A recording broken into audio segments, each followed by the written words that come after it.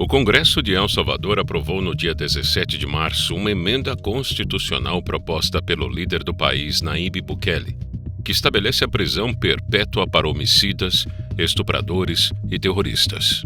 O presidente ganhou reconhecimento mundial por ter reduzido a violência no país a mínimas históricas, apesar de ser muito criticado pelas ONGs de direitos humanos e por movimentos políticos de esquerda. Portanto, com 59 votos a favor, queda aprobado el fondo de lo solicitado. Muchísimas gracias, colegas diputados. O ministro da Segurança, Gustavo Villatorro, justificou a iniciativa da reforma. Ahora, el presidente Nayib Bukele, su gabinete de seguridad ampliado, más el apoyo de la Asamblea Legislativa, donde está la legitimidad de la soberanía de este Estado salvadoreño que representamos, tenemos la certeza y la valentía de hacer y solicitar los cambios necesarios para que lo que estamos haciendo sea de carácter irreversível. O caso de El Salvador reacende uma pergunta difícil e necessária. Até que ponto o Estado deve ir na punição? A prisão perpétua é legítima ou é uma medida extrema? Em alguns casos irreparáveis, a pena de morte se faz necessária? Neste vídeo da Brasil Paralelo, vamos refletir sobre essas perguntas e analisar o cenário mundial na delicada questão da punição estatal. A história da justiça no século XX é marcada por um paradoxo profundo. Até as primeiras décadas de 1900, a pena de morte não era um dilema moral para a maioria das nações. No entanto, regimes totalitários transformaram a sentença de morte em uma ferramenta de guerra política e perseguição. E o trauma do Holocausto e dos tribunais de exceção forçou o mundo a repensar o limite do castigo.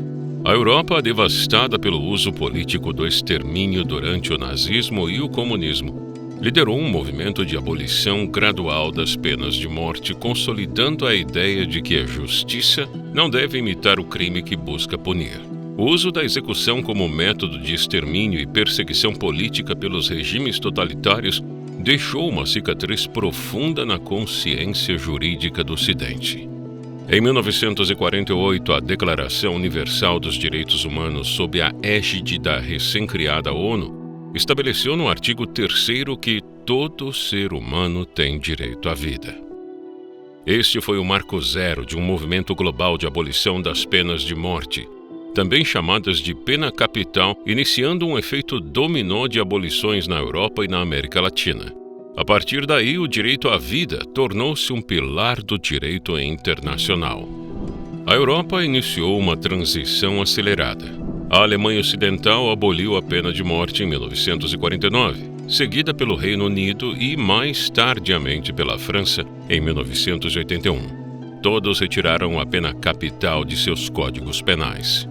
Mas o que parecia ser um caminho sem volta para a extinção da pena de morte encontrou resistência em potências globais que ainda hoje veem na pena máxima um pilar de sua soberania e segurança pública. Apesar da pressão global, o mapa da pena de morte no século XXI revela um mundo dividido. De um lado, o consenso europeu. De outro, potências que defendem a manutenção da pena máxima como exercício de soberania e ferramenta de segurança pública. De acordo com o relatório Pena de Morte e Execuções 2024 da Anistia Internacional, 55 países ainda mantêm a pena de morte em suas legislações. Métodos como a injeção letal, o fuzilamento e o enforcamento ainda são realidade em nações como Arábia Saudita, Egito e Vietnã.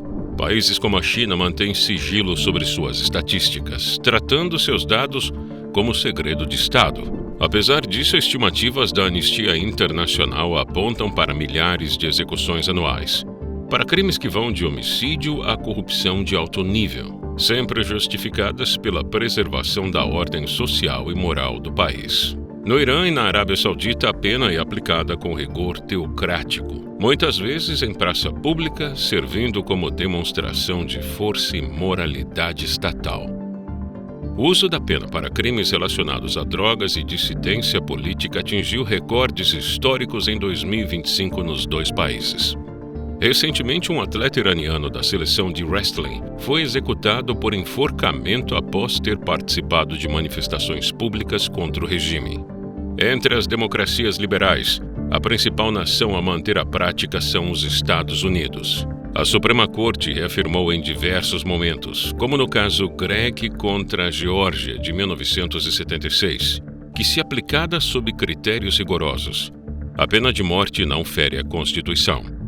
O argumento reside na ideia de que o medo da punição final impede crimes hediondos. O debate, no entanto, é federativo. Enquanto 23 estados americanos aboliram a prática, outros buscam novos métodos diante da dificuldade de obter fármacos para injeção letal. Além disso, dados do World Prison Brief revelam que desde 1984, o número de pessoas em prisão perpétua quintuplicou no país. Hoje, 1 em cada 7 presos americanos cumpre pena perpétua. Uma nova pesquisa do DPI, Departamento de Indústria e Comércio Interno, revelou que quando júris, em caso de pena capital, foram solicitados a decidir entre prisão perpétua e pena de morte em 2025, mais da metade recomendou prisão perpétua em vez de pena de morte, mostrando a crescente relutância dos júris em impor a pena de morte. Uma pesquisa do Instituto Gallup, também de 2025, revelou que, apesar de ainda representar a maioria, o apoio à pena de morte no país está no nível mais baixo em 50 anos, com 52%. Por outro lado, 44% dos americanos se opõem à pena de morte, o maior nível registrado desde maio de 1966. No Brasil, a proibição é a regra desde a República, mas a Constituição de 1988 guarda uma exceção que poucos conhecem. No artigo 5º, há a previsão da pena de morte por fuzilamento somente em caso de guerra declarada. Se você acredita que o resgate de bons valores é fundamental para a nossa sociedade, conheça o trabalho da Brasil Paralelo. Estamos liberando agora uma condição especial para você se juntar a nós, o Plano Mensal da Brasil Paralelo. Isso significa que você não precisa mais comprometer o limite do seu cartão com assinaturas anuais. Clique no link da descrição ou acesse pelo QR Code na tela e descubra como você pode fazer parte desta missão de resgate cultural ao nosso lado. Nós contamos com você. Para muitos, a abolição da pena de morte trouxe uma alternativa considerada ainda mais severa: a prisão perpétua. Se a execução interrompe a vida, a perpetuidade a suspende no tempo. Hoje, a pena para o resto da vida é adotada em 65 países. Frequentemente apresentada como alternativa humanitária, a sentença de vida sem possibilidade de liberdade condicional é conhecida no direito anglo-saxão como Life Without Parole, que pode ser traduzida como vida sem liberdade condicional. Este modelo, também conhecido como perpétua real, é predominante nos Estados Unidos e em partes da Ásia. Na Europa, a maioria das nações prevê a revisão da pena após 15 ou 25 anos, baseando-se no princípio da reabilitação, um modelo mais brando lastreado no princípio da dignidade humana e na possibilidade de ressocialização. Contudo, em locais como os Estados Unidos e na Inglaterra, a perpetuidade é literal. Na Inglaterra, a sentença é automática para homicídio desde a Lei de Justiça Criminal de 2003. Críticos e juristas discutem se o confinamento eterno não seria uma espécie de morte civil tão definitiva quanto a execução física, mas sem o fim rápido do sofrimento. O debate migrou da legalidade para a filosofia. O Estado tem o direito de negar a um indivíduo qualquer esperança de retorno à liberdade? Apesar das discussões teóricas, o fato prático é que o número de pessoas condenadas à prisão perpétua está aumentando no mundo.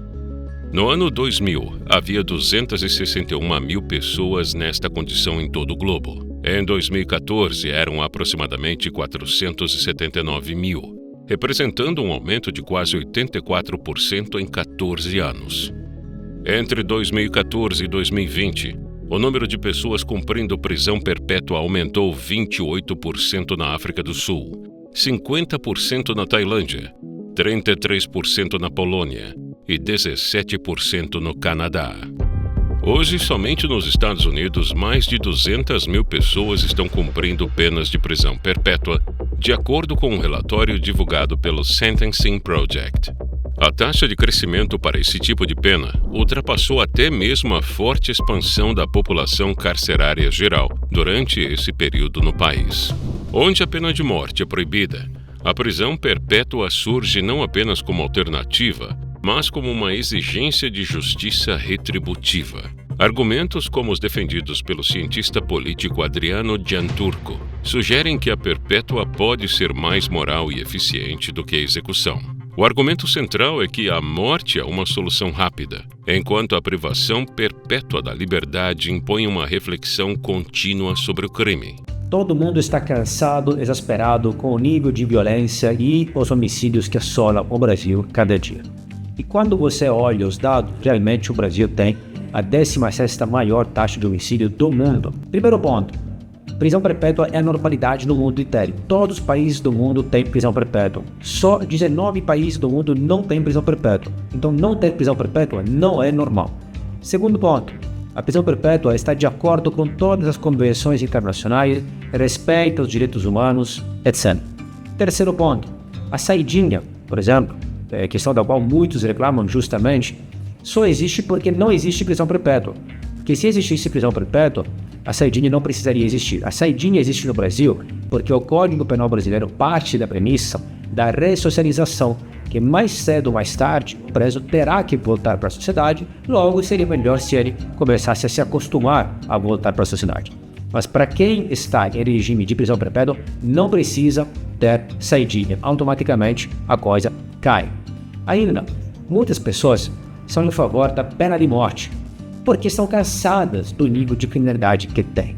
E de fato, a pena de morte acaba acontecendo, infelizmente, muitas vezes na sociedade brasileira, pelas vias de fato e não pela via legal. Só que é só uma minoria de pessoas que concordam com a pena de morte, enquanto pesquisas mostram que cerca de 73%, a maioria enorme da população, concorda com a prisão perpétua. Então a prisão perpétua tem chances reais de ser aprovada, enquanto a pena de morte, concordando ou não tem. E a literatura científica mostra que a prisão perpétua consegue inibir os homicídios e a violência tanto quanto a pena capital, que tem outros problemas ainda. Então, a prisão perpétua tornaria o país mais justo e mais seguro para todos. Atualmente, o tempo máximo de cumprimento de pena no Brasil é de 40 anos desde a reforma do pacote anticrime de 2019. Juristas alertam que qualquer tentativa de instituir a prisão perpétua colide com as cláusulas pétreas da Constituição, que a classifica como uma proibição absoluta em tempos de paz. Em 2025, novas propostas de emenda constitucional buscaram contornar essa barreira, propondo penas que, na prática, isolam o indivíduo pelo resto da vida. Mas o desafio brasileiro permanece. Como oferecer uma resposta rigorosa a crimes bárbaros sem desmantelar os princípios humanitários que sustentam a democracia e os tratados internacionais dos quais o país é signatário? O impasse jurídico é claro. De um lado, o clamor social por maior rigor diante da criminalidade violenta que faz parte do dia a dia da população brasileira. De outro, as cláusulas pétreas da Constituição que impedem penas de caráter perpétuo, forçando o sistema judiciário a buscar um limite entre a segurança pública e o respeito ao ordenamento constitucional vigente. Tudo o que nós mostramos neste vídeo é apenas a superfície de um problema estrutural. O debate sobre a maioridade penal está longe de acabar. Aqui no Brasil, para menores de 18 anos, a pena máxima é de 3 anos, não importa o crime.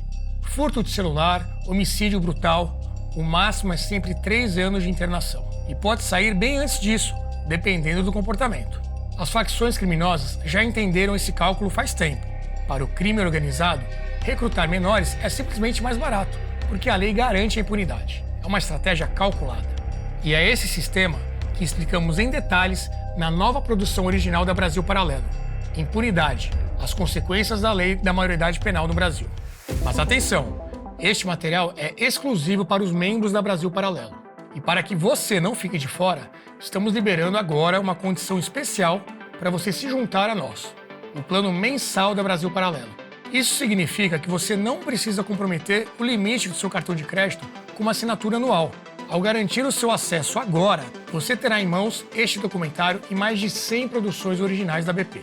Além de filmes premiados, um catálogo infantil seguro para todas as idades e cursos em diversas áreas do conhecimento. O que você vê aqui no YouTube é só uma pequena parte de um vasto conteúdo que os membros recebem. Ah, e tem um detalhe, essa oferta pode sair do ar a qualquer momento e só está disponível para quem está assistindo a este vídeo aqui pelo link na descrição do YouTube ou pelo QR Code que está na tela. Aproveite o plano mensal da BP e ative todos os seus bônus agora mesmo. Nós contamos com você e até breve.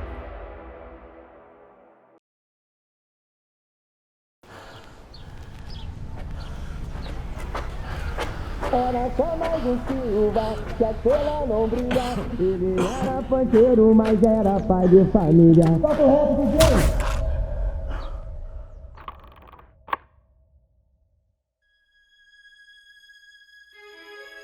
Qual é, W?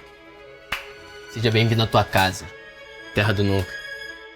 O jogo mudou e eu fiquei velho. Velho com 17 anos.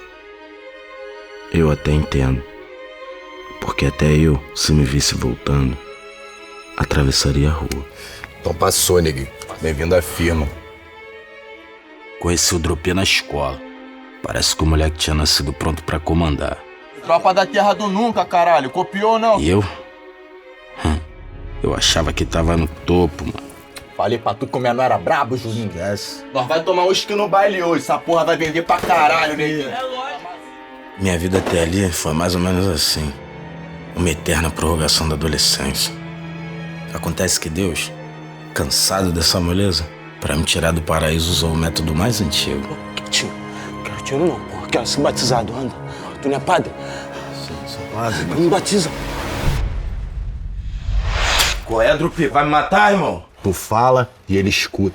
E a cuspideira é quem decide teu destino. É isso mesmo? A gente vai ser pai, irmão. A gente não vai nada. É criar uma filha sendo bandido, achando que amor paga pré-natal. Sai do carro, caralho! Vocês não queriam a nave? Fala aí, ó. Quanto que tu tem desse bagulho? Mina de ouro, irmão. Tô saindo de casa agora, vai armado, por favor. Parabéns. Conseguiu errar até nisso. Ave Maria, cheia de graça, o Senhor é convosco. Bendita sois vós entre as mulheres. Bendito é o fruto do vosso ventre, Jesus. Vida não é a caipirinha em Fernando de Noronha, não. Não tenho medo. Eu tenho medo de ir pro inferno, pô. Sabe qual é o inferno, Drupi? O inferno é essa merda toda aqui, ó.